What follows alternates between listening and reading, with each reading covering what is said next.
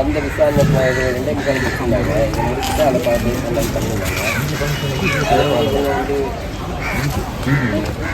அஞ்சு பக்கம் 50,000 5 பேர்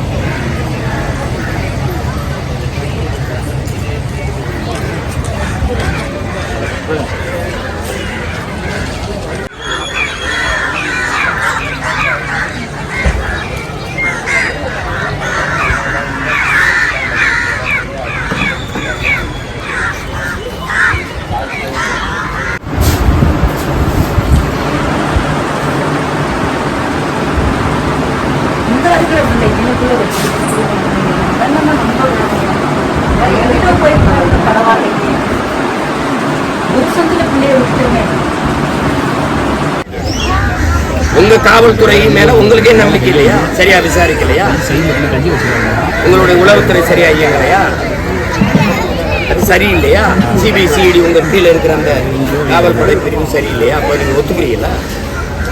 என்னுடைய காவல்துறை தோல்வி அடைஞ்சிருச்சுன்னு ஒத்துக்கிட்டா நீங்க தகுதி இழக்கிறீங்களா? அந்த துறையை நிர்வகிக்கிற தகுதி இழக்கிறீங்களா? பதவி இழக்கிறீங்களா? இது என்ன அர்த்தம்? குற்றம் வெளிப்படையா தெரியுது. குற்றம் எப்படி நிகழ்ந்ததுன்னு தெரியலன்னா விசாரணை. 5 பேர் வந்திருக்கான், கூட்டிட்டு போய் அஜித்துங்கிற தம்பியை அடிச்சு கொண்டிருக்கான். குற்றம் தெரியுது.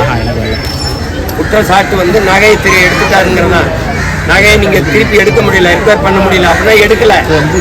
அப்போ பொய்யான குற்றச்சாட்டுக்கு நீ அடிச்சு கொண்டிருக்க. குற்றம் வெளிப்படையா தெரியுது நிகழ்ந்தது.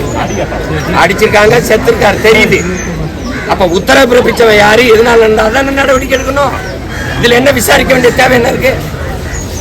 இது என்ன நடந்ததுன்னு யாருக்கு தெரியல? இங்க நிக்கிற யாருக்கா தெரியலையா விசாரிக்கிறதுக்கு? சொல்லுங்க. நீ நடவடிக்கை எடுக்காம காலங்கடத்துறதுக்கு நீ ஏமாத்துற.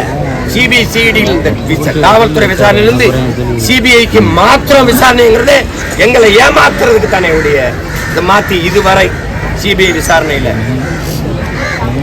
நிரூபிக்கப்பட்ட நீதி, கொண்டு வரப்பட்ட காப்பாற்றப்பட்ட நீதி தான் சொல்லுவோம். இதுவரை எத்தனை வழக்கு சிபிஐ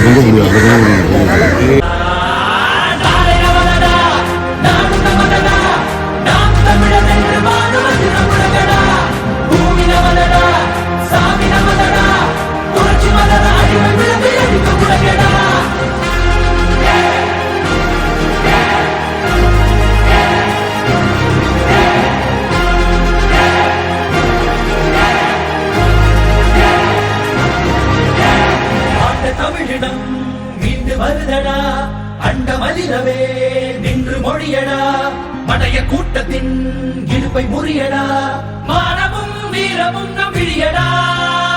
ஏரோட்டும் விவசாயிகள் இல்லையே மானுடம் இல்லடா, எல்லோரும் நான் தமிழராய் எழுகிறோம் முரங்கடி சொல்லடா.